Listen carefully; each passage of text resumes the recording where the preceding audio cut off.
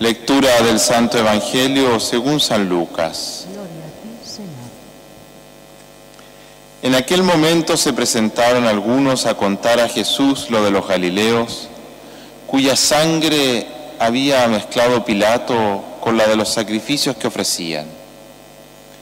Jesús respondió: ¿pensáis que esos Galileos eran más pecadores que los demás Galileos porque han padecido todo esto? Os digo que no, y si no os convertís, todos pereceréis lo mismo. O aquellos 18 sobre los que cayó la torre en Siloé y los mató, ¿pensáis que eran más culpables que los demás habitantes de Jerusalén? Os digo que no, y si no os convertís, todos pereceréis de la misma manera. Y les dijo esta parábola: uno tenía una higuera plantada en su viña, y fue a buscar fruto en ella y no lo encontró. Dijo entonces al viñador: ya ves, 3 años llevo viniendo a buscar fruto en esta higuera y no lo encuentro. Córtala. ¿Para qué va a perjudicar el terreno? Pero el viñador respondió: Señor, déjala todavía este año, y mientras tanto yo cavaré alrededor y le echaré estiércol a ver si da fruto en adelante. Si no, la puedes cortar. Palabra del Señor. Gloria a ti, Señor Jesús. Hermanos, el sufrimiento y el dolor no se dan en el aire, no son una realidad etérea, sino que alguien lo experimenta siempre. Alguien, quizás nosotros, padecemos el sufrimiento y el dolor. De eso tratan las lecturas de este domingo. Nos hablan de cuál es la actitud, la respuesta de Dios ante el sufrimiento humano, pero especialmente ante ese sufrimiento incomprensible o quizás injusto. ¿Cuántas veces hemos escuchado, quizás de nuestro corazón brota la pregunta: ¿qué he hecho para merecer esto? ¿Por qué? Jesús también enfrentó esa pregunta que ha acompañado la historia de la humanidad, el porqué del sufrimiento y del dolor. Acabamos de leer un texto en que nos relata que llegaron unos a contarle a Jesús sobre unos galileos que habían sido cruelmente asesinados por los soldados de Pilato en el templo. Probablemente hubo alguna revuelta y Pilato rápidamente dio la orden de matarlos. Y no bastándole eso a Pilato, en su crueldad decide mezclar la sangre de estos galileos con la sangre de los sacrificios que se ofrecían en el templo. No solamente fue un acto brutal en la crueldad, sino que además fue un sacrilegio. Le comentaron eso a Jesús. ¿Por qué? Probablemente esperaban de Jesús una explicación religiosa a lo sucedido y además una condena política por parte del Señor. Es decir, que Jesús confirmara lo que se creía en aquel tiempo, que habían muerto por causa de su pecado. El dolor, el sufrimiento o una muerte de ese tipo se explicaba y se entendía diciendo: castigo de Dios por el pecado que pudo haber cometido. Y por otro lado, estas personas ciertamente estaban esperando que Jesús se pronunciara con contundencia ante la crueldad de Pilato y ante la dictadura romana. Siempre Jesús sorprende con sus respuestas, siempre. Y no entra en condenas. No condena lo que era evidente,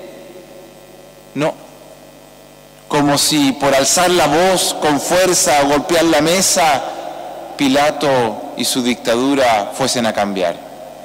Jesús no dice una palabra de eso. Parece que sabía muy bien también lo que sucede en nuestros días. Tantas voces de condena terminan por aturdir. Tantos poderosos que oímos condenando a otros. Y lo más triste es que todo sigue igual, nada cambia. Y frente a la violencia que vemos, más armas y más violencia.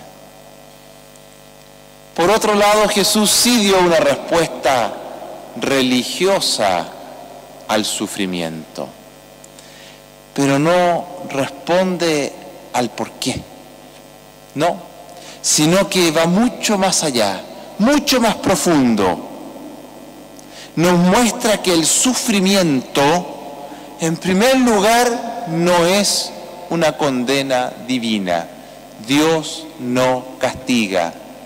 No castiga. Tampoco pone a prueba mediante el sufrimiento, no, sino que el sufrimiento es parte de la vida misma, es parte de nuestra vida. Y hay algunos dolores, como una enfermedad, o a veces un desastre natural, o un accidente, que tienen su origen o su explicación simplemente en el misterio de la existencia humana. Y nuestra razón no es capaz de responder. En cambio hay otros dolores, hay otros sufrimientos que son consecuencias de nuestras propias acciones. Tenemos que aprender que la humanidad, con el mal uso de su libertad, genera mucho sufrimiento, mucho dolor. No es que Dios los permita tampoco. A veces se escucha, no es que Dios permite estas guerras. No, no. Sino que no los puede cambiar. ¿Pero cómo no los va a poder cambiar? No. Porque tendría que abolir nuestra libertad. Esa libertad que Él nos regaló, que Él nos confió y que Él tanto ama y respeta.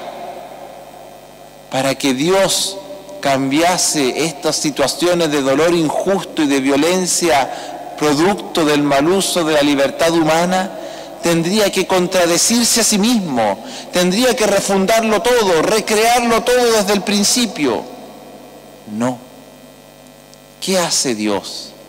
Nos trata como adultos. Respeta nuestras decisiones. Esas decisiones que están llamadas a transformar el mundo en un lugar de bien, pero que muchas veces el ser humano, por el mal uso de su libertad, lo transforma en un lugar de mal. Dios respeta. Hoy vivimos en un tiempo de incertidumbre y de tensión global, probablemente muy similar a otras épocas, en las que las palabras de los poderosos solo avivan el miedo. Nos llega información de todas partes del mundo que nos abruman. Bombardeos, migrantes que mueren en el mar, injusticias sociales, gobiernos dictatoriales y tantos otros sufrimientos. Este Evangelio nos enseña que Cristo no entra en ese juego de sumarse a condenas y divisiones producto de la ley del más fuerte, sino que Jesús nos presenta la parábola de la higuera. Esa fue su enseñanza a raíz del sufrimiento y del dolor.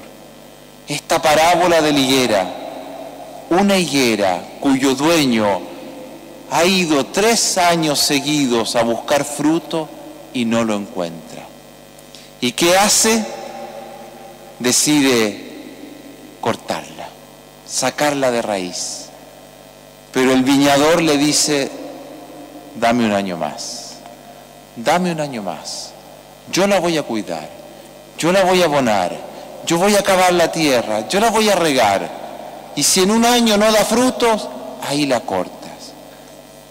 Dame un año más.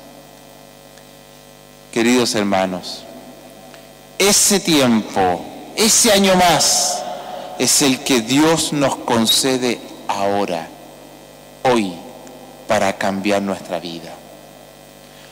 Un tiempo precioso que no podemos desperdiciar en indiferencia o en resignación. Claro que las imágenes de violencia impactan. Y podemos por un lado quedarnos paralizados o por otro lado decir, cierro los ojos y que mi vida siga adelante ignorando este dolor. Pero Cristo nos da otra opción. Su respuesta ante el dolor humano y ante ese dolor injusto, incomprensible, nos lleva a una dimensión mucho más profunda. Convertirnos.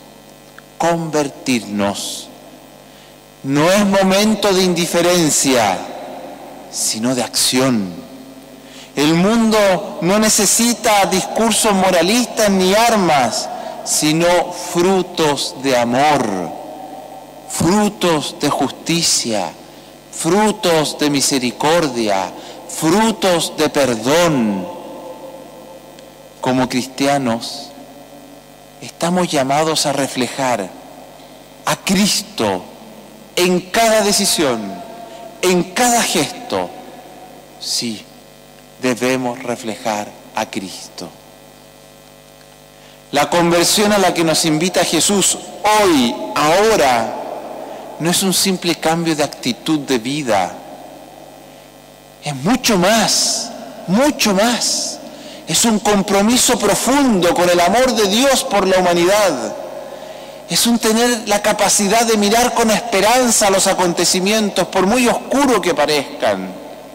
Es permitir que Dios transforme nuestros corazones y a través de nosotros transforme y cambie la sociedad.